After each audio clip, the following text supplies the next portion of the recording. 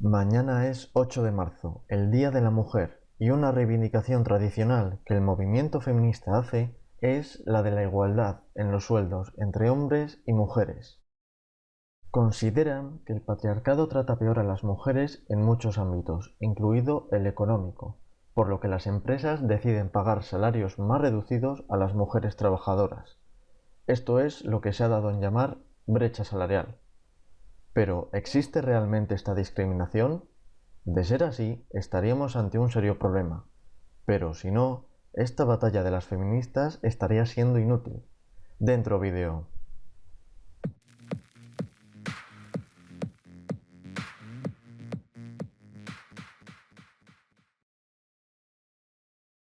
La brecha salarial es la diferencia, real o no, entre la remuneración del trabajo de hombres y mujeres.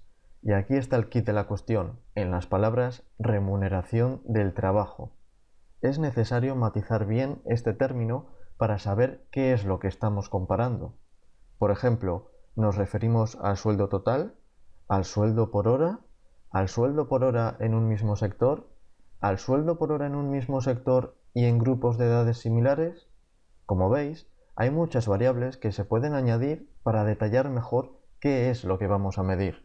El problema está en que los eslóganes no pueden ser muy largos y se recurre a una simpleza excesiva.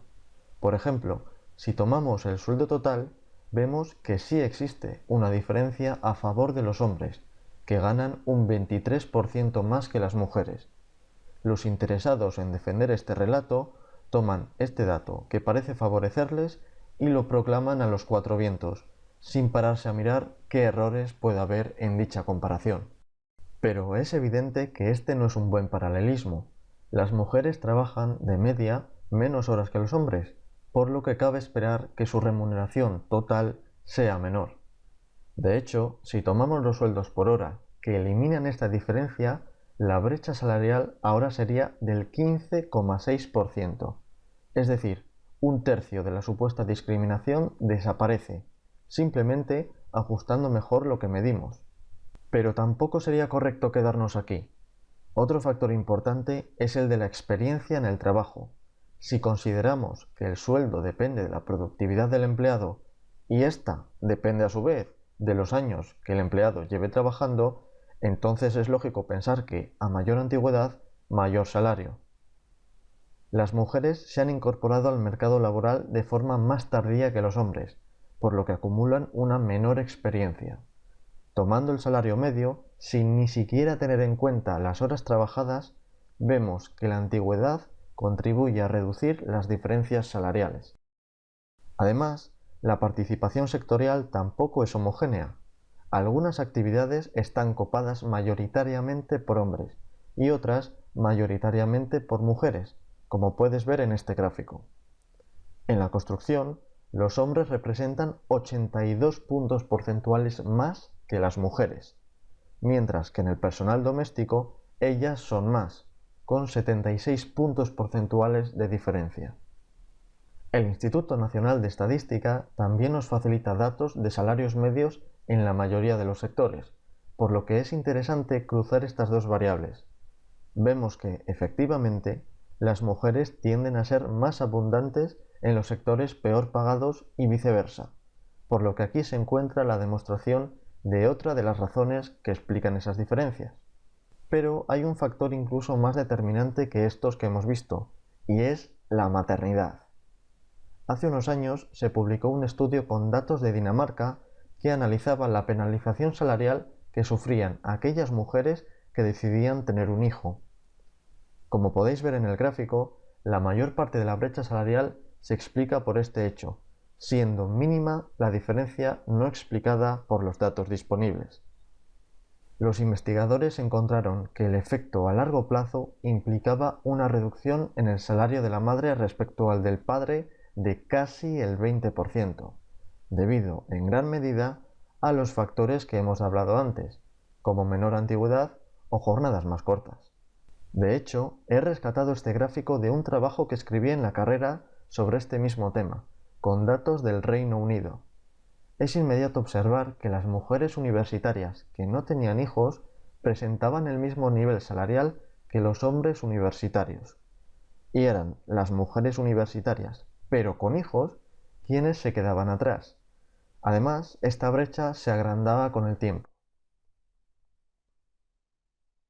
Por supuesto, podríamos debatir si este comportamiento de las mujeres, más enfocado al cuidado de sus hijos, es plenamente libre o si existen, por el contrario, ciertas ataduras culturales o incluso biológicas al respecto, pero no lo haremos en este vídeo. Aunque sí hablaremos de otro interesante estudio muy parecido al de Dinamarca, pero realizado en Noruega con parejas heterosexuales y con parejas lesbianas.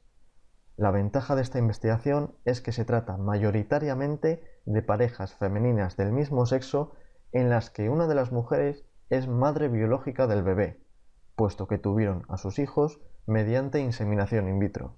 A la izquierda podéis ver la reducción de los ingresos de las madres en parejas heterosexuales, a la derecha en parejas lesbianas. Parte de esta caída en los ingresos de la madre biológica es inevitable, dado que estas últimas llegan a perder en torno a un 12% de sus ingresos previos, porcentaje que crece hasta el 21% en caso de parejas tradicionales. No obstante, la madre que no tiene al bebé en las parejas lesbianas también disminuye su renta un 4%, por lo que el efecto agregado estaría en torno al 16%, de manera que no es tan distinto como podría parecer.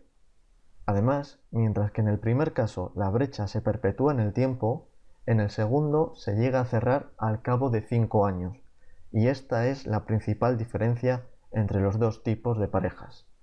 Obviamente, habría que tener en cuenta otras cuestiones. Es posible que las parejas lesbianas tengan un tipo de empleos muy determinado en los que existan mayores oportunidades para teletrabajar o en los que se pueda hacer uso de un horario más flexible que permita la conciliación. Esto, por tanto, explicaría su recuperación salarial. De todos modos, cabe poca duda de que la maternidad y cómo se adaptan las familias a ella es el principal factor detrás de la diferencia estadística entre los ingresos de los hombres y de las mujeres. Evidentemente, también existen casos de discriminación salarial en personas de la misma empresa, pero si estas diferencias se debían a motivos injustificados, los tribunales han fallado a favor de los perjudicados.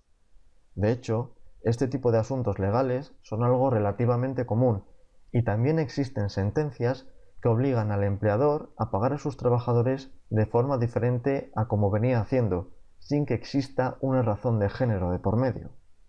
Por lo tanto, mujeres y hombres cobran lo mismo por exactamente el mismo trabajo, aunque en las estadísticas agregadas los hombres aparezcan con un salario mayor. En resumen, esto se debe a la diferencia horaria, la diferencia sectorial, la diferencia de antigüedad y, esencial y estrechamente relacionada con las anteriores, la maternidad.